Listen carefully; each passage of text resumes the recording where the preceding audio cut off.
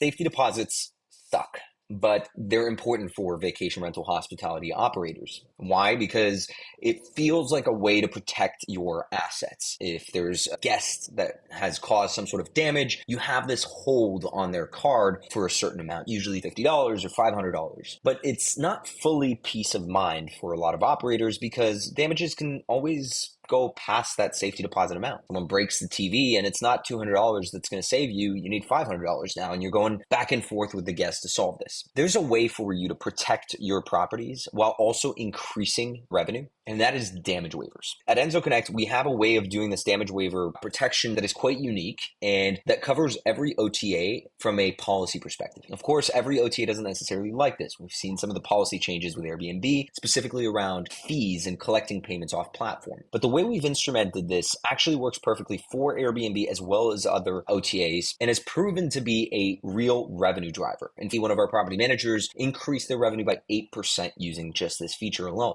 So what is it? It is the ability to give the guest the choice between a safety deposit and a damage waiver. And I always get the same concern. Property managers tell me, well, if I tell them a smaller amount and it's a $50 damage waiver versus a $500 or $250 safety deposit, they'll choose the damage waiver, even though it's non-refundable. And $50 is not going to cover the damages they've caused. And I get that. But this is where you're running an arbitrage on the damage waiver versus the safety deposit. I always recommend pricing your damage waiver roughly between 20 to 30% of your safety deposit amount. If you have a $50 damage waiver, you have a $250 safety deposit, that's a good enough balance. And what we see is a 60 to 80% conversion rate on the damage waiver. And it's an even higher conversion rate specifically in Europe because people don't like putting a hold on their credit cards. Europeans have much smaller credit limits than North American customers, and therefore they just prefer not to use those credit cards and just to pay the fee if necessary. Let's run an example. You can run this example with 5, with 10, with 2 properties. So 1 property,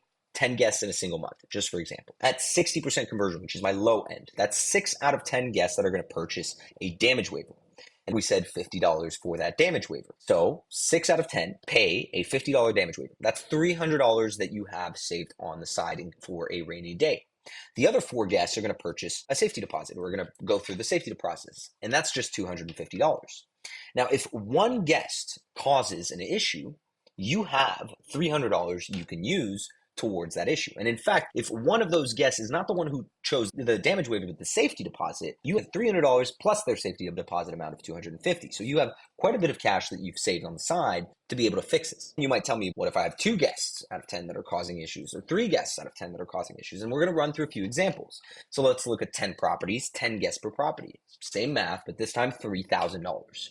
And let's say you have this time 4 guests that are causing issues. The likely damage, let's say it was $500 for each damage, you're reaching about $2,000 worth of damage. You still have $1,000 to save on the side that you can use for a rainy day.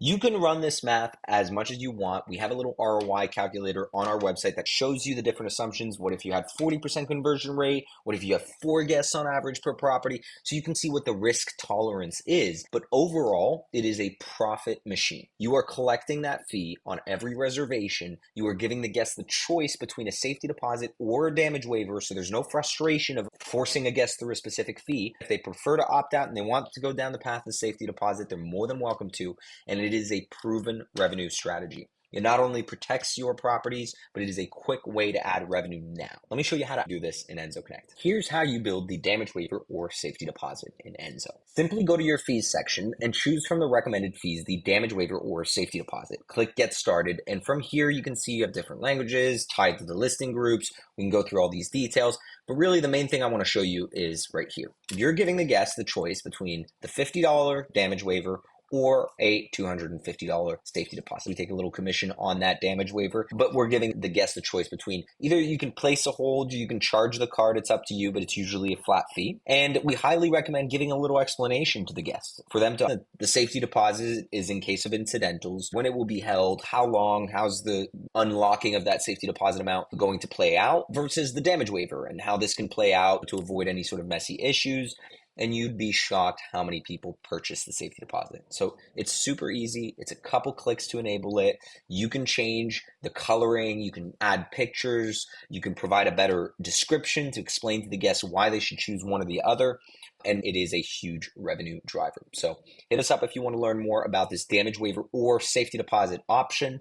And if you are already collecting damage waivers today, would love to understand how you're doing it.